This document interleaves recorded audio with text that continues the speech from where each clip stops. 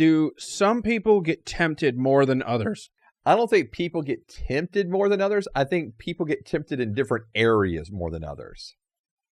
Okay. Because Jesus himself was tempted. And so if the Son of God is tempted, and it says, it says in Hebrews 4 that he was tempted in every way that we have been tempted, right? Okay. And so if that's the case, that he's tempted in every way that we can be tempted, I think we can expect temptation, but I do think, and maybe I think this is both. Wait, he's been tempted in every way, just not with everything?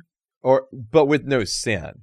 So he's been tempted in every, all right, so let me just read the exact passage here. So in Hebrews chapter 4, verse 15. Because he didn't have any children, Jesus? Yeah. You're saying that becomes part of the issue? Yeah. That was easier for him? No, I'm just saying that was part of a life that he didn't have to get tempted with. Oh.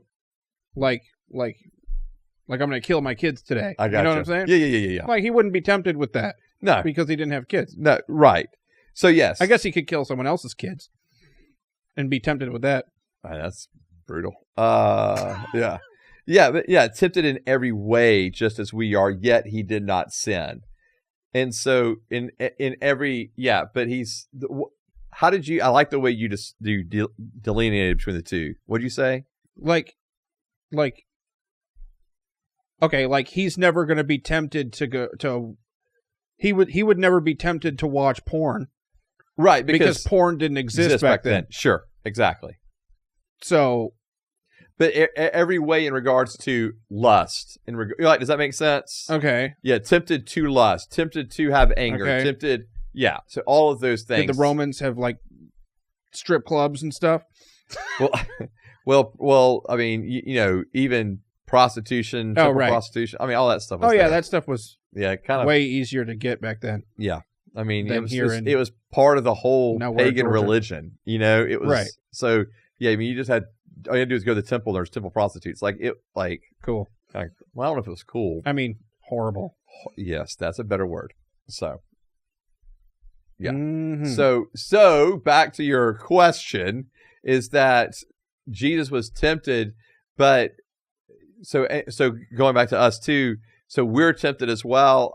And so again, I do think different individuals face different temptations more often than others do.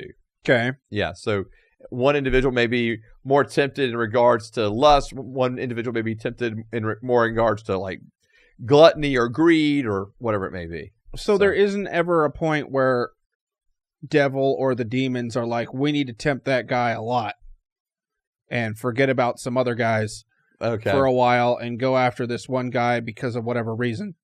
No, I see what you're saying. Okay. Actually, that's a good point. Do I think there are individuals that face more temptation?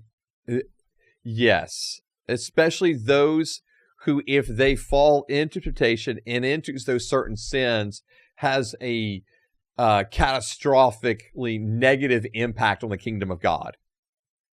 Okay. So, your pastors, your evangelists, your spiritual leaders that can cause individuals, like if they fall, there's like this ripple effect. Okay. Right. So I do think that actually is a good point. I do think those individuals experience more temptation, more attacks of the enemy than individuals that don't have that level or sphere of influence. So you think that you get tempted more than anybody else at church? I feel like it's going to sound egotistical, and I don't mean it that way, but it probably so,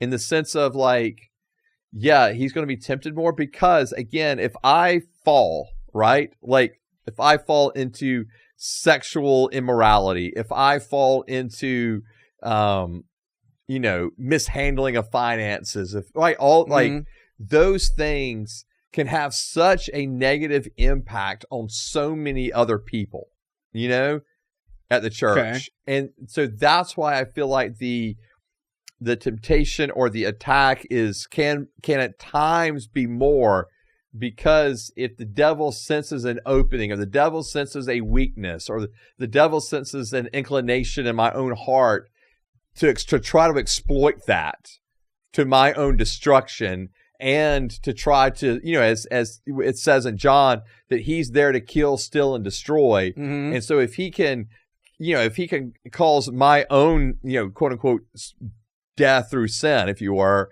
then it impacts just a larger number of people, even though our church is not that large, right? Mm-hmm. But it's probably going to be more, that impact is going to be greater than others in the church.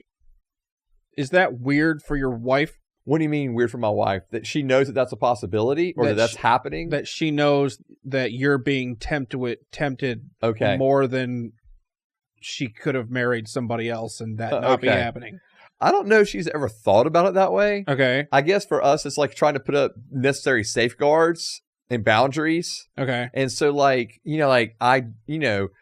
don't meet with women by myself, and if there is a case where I have to meet with someone, my wife knows there's cameras in the church, do it in a public space, a public area, not in my office, now there's individuals that are if I go visit individuals in our church, like females that are in our church that are older, that's fine. Melanie knows, okay, I'm going to go visit, Miss so-and-so today, right? Okay, cool. she gets that. And so, but, individuals that are, around my age, younger, no.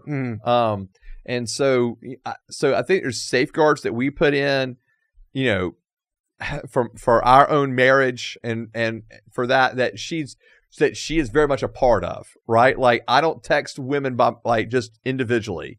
It's a group thing with either their spouse or with my wife on there, and so it's just, you got taking those steps to ensure that there is a safeguarding of and boundaries in place. The finances, I don't touch money. I don't touch cash. I can't even go to, I couldn't pull money out of our account if I wanted to, I don't have access to checks. I don't none of those things. And that's where you just try to put these safeguards up that, you're just being very intentional about, we've got individuals at our church and they're over there counting money. We've got younger people counting money.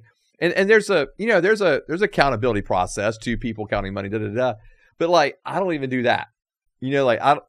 Someone will ask me, can take this? What do I do with it? I'm don't hand it to me. There's a bookkeeper, there's a treasurer, there's a board member. And if I have to take cash for someone's paying for a sweatshirt or something at church, right? And I'm the only one there, they're paying cash. Then, all right, I'll bring out the envelope, put it in the envelope. Let's seal that thing up, and I'm putting it in the inbox. You just try to have these boundaries in place. And so, so I don't know if it's weird for my wife. She's just part of the solution though. Okay. Yeah. Especially, trying to make sure we're safeguarding our own marriage, relationally, against any kind of emotional or, physical, temptation with another woman. Do you ever talk about, could that get worse? Could the tempting get worse? If this grew? Yeah, actually, yeah. We have actually, because, so way early on in our marriage, my wife read this book where there was a pastor, and he comes to this smaller country church. The country church grows, and then he falls, and then he has an affair. Mm-hmm. And so, to answer your question, yes, because that's kind of stuck with her. And initially that was part of and I'll say initially, early on in our ministry or in our marriage, because I was in pastoral ministry from point one, it was you had these guidelines, mm-hmm. right? And there are times where my wife will even come up to me and go, I don't feel comfortable with this person, okay. And just, or, hey, be careful with this individual. You know, like my wife is very discerning and very intentional with that. Was I one of them? No, you were not one of them. Darn. No, I'm sorry. And so that would have been really weird. All right. And so, you know, but yeah, so she's like, so she's been, so, you know, for the, you know, 21 plus years of our marriage, she's been very intentional about that. Okay. You know, and so yes, so she's. So your wife just comes to you and slut shames, basically? No, it's usually. Watch out for her. She's a total whore. No, to be. Hey! Yeah. I know church people. Yeah. No, so my wife. No, it's never. It's usually not like it's not that. Like, oh, it's actually never been that. It's hey, just, you know, be mindful of this individual. I just, you know, I'm just. And maybe you're going, no, that's the same thing, you know, but like, you know, like, hey, I feel a little uncomfortable, feel a little uneasy, you know, and you know, that kind of thing. Or, hey, you know, especially like when you have individuals that are single or that we've been doing counseling with, you know, and I'll never do counseling with a female by myself. Like my wife will always and you be already there. know that they're broken and easy and okay, yeah. I got you. And so my wife does all that counseling with me with somebody, you know. Yeah. And so sometimes she'll be like, hey, just be mindful, just be careful, you know, because usually that individual, like, they're being vulnerable with you, and so it creates an emotional connection, right? And so that's not bad, like that's not like evil or anything. It's just be mindful of that, you know. And so, yeah, and because I have because I have more of I have more of an outgoing type personality anyway. So there's more temptations for you just because of part of the job. Some of it, yeah. Okay. Sometimes, yes. And again, I think it's because of, because if you take out any kind of spiritual leader, then it just has, again, just a larger ripple effect. So when some of these big pastors or church leaders or whatever finally do something like that, like, should we be like, well, they only did it once? Oh, you know what I mean? Yeah. Like they've been presented this opportunity a million times and only did it one time. Okay. Isn't that pretty good? I see what you're saying. Yeah, no, but I mean, you know what I mean? Yeah, I mean, I get what you're saying, but it whether it's like, if you're fat and ugly, you might get one chance your whole life as a dude to cheat on your wife. You know what I mean?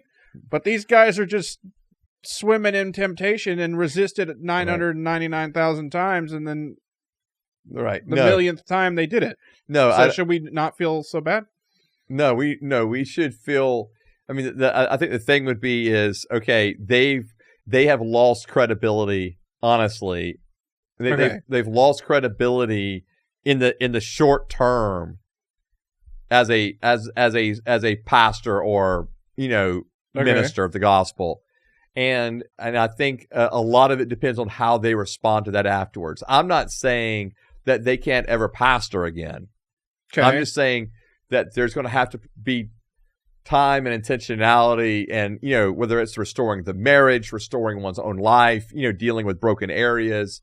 And then if you do step back into ministry, kind of slow building up, and then what are the safeguards that are in place to keep that from happening again? Whether it was sexual immorality, whether it was, you know, financial mishandlings, you know, whatever it may be.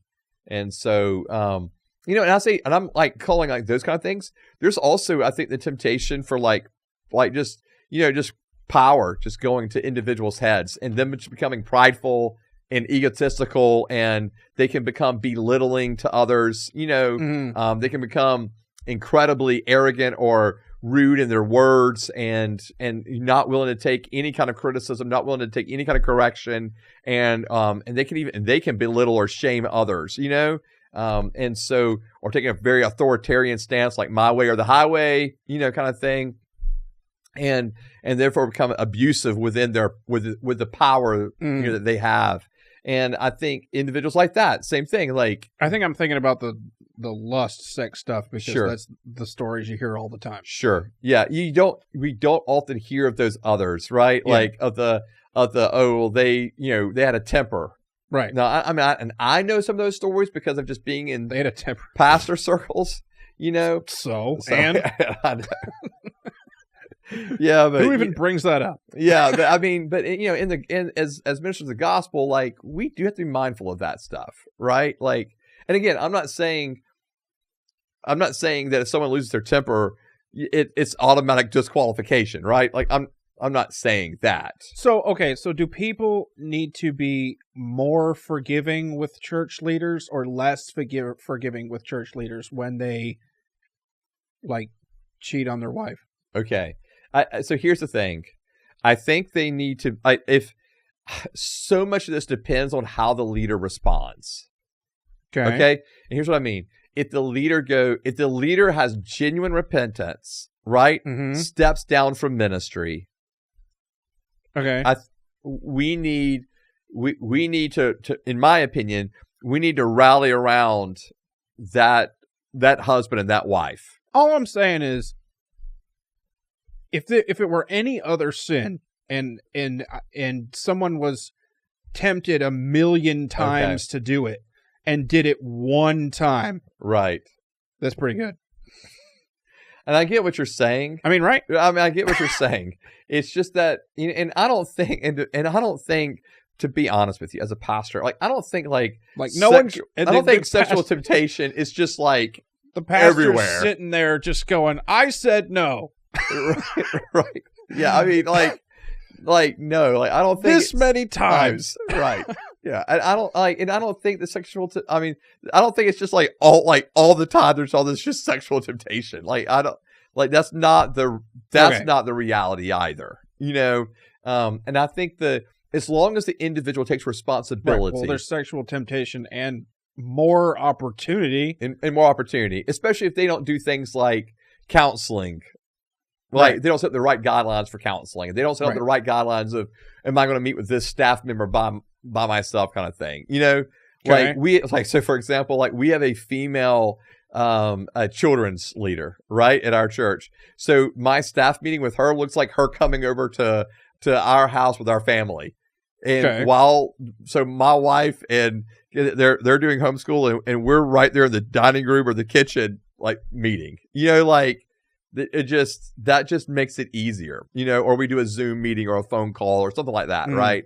And so it just keeps it, again, establishing those guardrails. And I think that if you don't have those guardrails well established, that's where trouble happens. I think you kind of, like, I subconsciously knew that they would get, like, the more famous you are, or the more people know you, but I didn't know it was, like, intentionally worse on the devil's part. Yeah. And I will say this, man, I traveled with an evangelist for a year. Mm-hmm. And so he was having, like, a high level impact in 2 different countries and in a lot of churches with a lot of people. And I will say some of the just blatant sexual temption that was just right there in front of him was crazy. Like what? Like, I mean, like, literally we were in a service and this woman with like a short skirt on sits up front and just opens her legs completely. Nothing underneath. And that's how, and like, it's like, and you're just like, what in the, like, this is that's crazy. Never happened to me. Nope, me neither. And so, this is crazy. And so, like, that may be like an extreme version of it. But what I'm saying is, I think the same thing happens in celebrity type statuses. I think the same thing happens in, like, counseling services or medical professional services. But that's just side effects of the gig. Correct. Not the devil going after you on purpose more. Yeah, well, and true, because there are people that are just wanting, that. But I do think it's part of it, like, you feel the connection to. But I do think for the You're right. For the pastor, especially for like a larger name or for an individual, I mean, it may not even be like a larger name, but it's having a pretty large impact. I do think that there's that temptation is just more present. And so I just think, like, have you ever heard of the Billy Graham rule? Yeah. The Billy Graham rule was that he would never be alone with a woman who was not his wife. Right? That was his rule. I thought that was the Mike Pence rule. I don't know about Mike Pence, but that was definitely he did the same thing. Okay, that's the Billy Graham rule. That's what it's been called, because Billy Graham would never be with a woman by himself, and so to be honest with you, not even his own wife, except for his wife. That's it. And so that was, to me, I think it's a brilliant way to approach it. Okay. And some people didn't like it. Some people thought it was like, I've even heard like women bemoan that was the fact, because then a lot of other pastors adopted that rule themselves. And so they would not meet one-on-one with women. And I even like women staff members. And I feel like they were like, I've heard some women staff kind of bemoan the fact that was the case, because they felt like they should have been able to meet with their, the senior pastor by themselves to talk about certain matters or whatever. And I'm just like, no, like the men got it right. Like, and I hate it. I hate that that's that way. But the Billy Graham rule, if all men practice that, and women, I'll go both sides, right? If men and women in leadership would practice this, man, you know how many ministries would be spared? How many lives would not be so negatively impacted by others? Like, I just think it's a brilliant rule. And I know it seems... Plus, you can just get accused of stuff if you're alone. Oh, 100%. All it takes is an accusation. That's all you have. Like, we know this now. Yeah. Yeah. Yeah. Me too. Me too. Yeah, exactly. And that's, and I remember a pastor early on telling me that. Like, he was like, Joseph, all it takes is one. Yep. Yeah, it takes one accusation and your ministry's ruined. Yep. And so I guess I've taken it very seriously pretty much my whole ministry time. I think we're in a new time, though. What do you mean? That there's so many accusations that no one believes any of them. That's where we are right now. Yeah, it's kind of flipped to that other side. Yeah. Yeah, yeah. Yeah. And if you don't have an accusation, then you're not doing something right. You know what I mean? Someone's going to be accusing you for something. It's like a rite of passage. I've made it. And but I do think that's part of it. And it's like, I love the fact that, I think that I love the fact that we do have these I have these guardrails and boundaries with people, there's a reason, in 1 Timothy 3, when it talks about the qualifications of an elder or pastor, shepherd, that one of those qualifications is, that from those of the outside speak well of you, right? Like, I think that's an important thing. It's because it's like, if you have a trashed reputation, right, that's hard to recover from. And so, again, it's one thing when someone falls and then they handle it rightly, because even if they handle it rightly, they've fallen, at least those from the outside looking in, or those that know of it, can go, you know what? Yeah, this person, fell because of this situation or at this time, but look at how they've handled their lives since. And I think that's the biggest thing of going, okay, they felt shame, right? I mean, obviously, an embarrassment. They felt shame and embarrassment for long enough. We can move on. But man, for those that deny it at every turn and all cost and cover it up, pay people off. Yep. I mean, no, like, done. Yep. Like, I'm done. So, that is where my mercy, I guess, kind of ends a little bit, because there have been those that have been like, found out they covered it up 20 years ago. Because that seems like they didn't need to be tempted. Yeah. When they do all that stuff, right? Or it just shows, I think it shows their true character. Right. Yeah. And like who they are. So they tempted themselves instead of the devil needing to come. Yeah, or there was the evil desire that was already present. Yeah. Right. Going back to kind of the first James. Right. Or James 1, excuse me. There's not a first James. James 1. Yeah. So. Uh-oh. I'm just adding books to the Bible. That's not good.